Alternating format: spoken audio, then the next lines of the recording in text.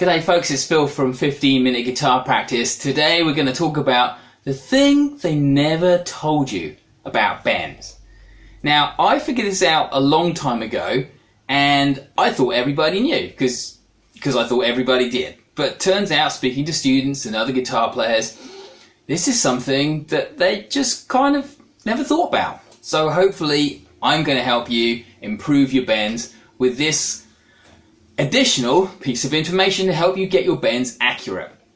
First, let's talk about what we need to make our bends accurate in the first place. These are probably things you already know.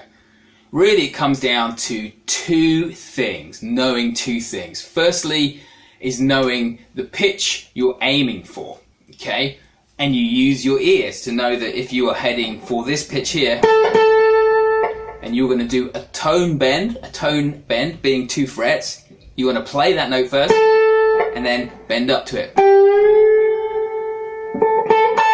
And what you bend up to should be the same as the note you originally fretted. Okay, so that's good practice. We use our ears to know how much we need to bend until we've bent up to the correct pitch. Okay. Second thing we always do is know about how much finger and wrist twisting pressure we need to push on that string to get it up to pitch. So by practicing your bends, you might be overbending.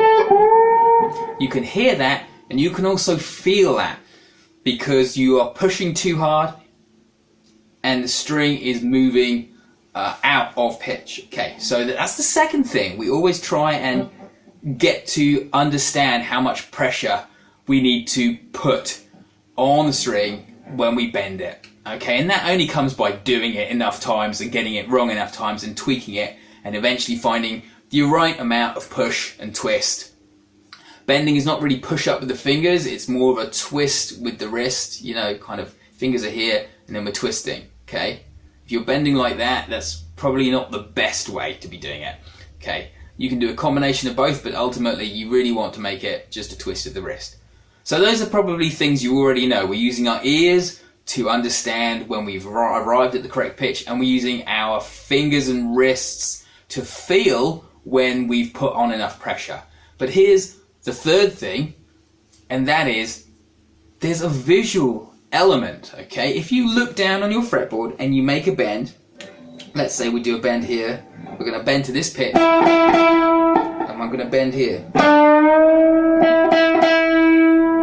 As I'm looking down on my fretboard, the dots on the fretboard are helping me with my bend. How?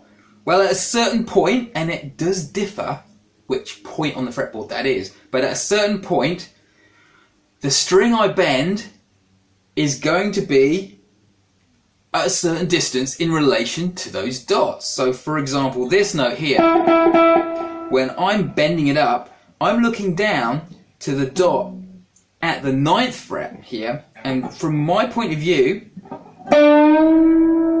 when I get to here, from my point of view, the string that I'm bending is actually touching the top edge of the dot.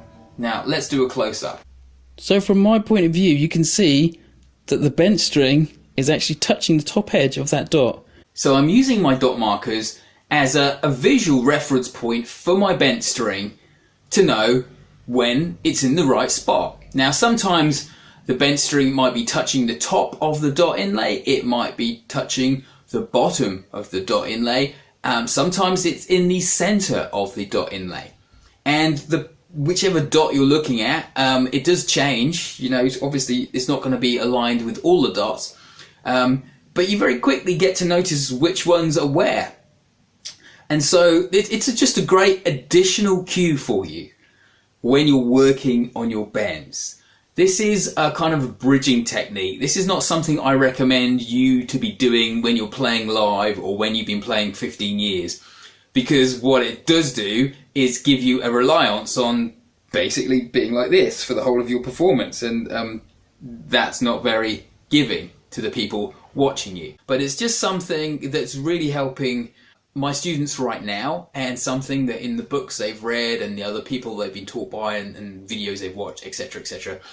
Nobody seems to have mentioned it. Now, I'm keen to know, have you heard of this before? Has anybody else mentioned it to you? Have you read it somewhere? Please drop a comment below if you haven't and you find it useful. Also, please drop a comment below if you like what you've heard today. Then please subscribe for more of this kind of stuff. And I will see you next time. This is Phil from 15 Minute Guitar Practice saying bye for now. Cheers.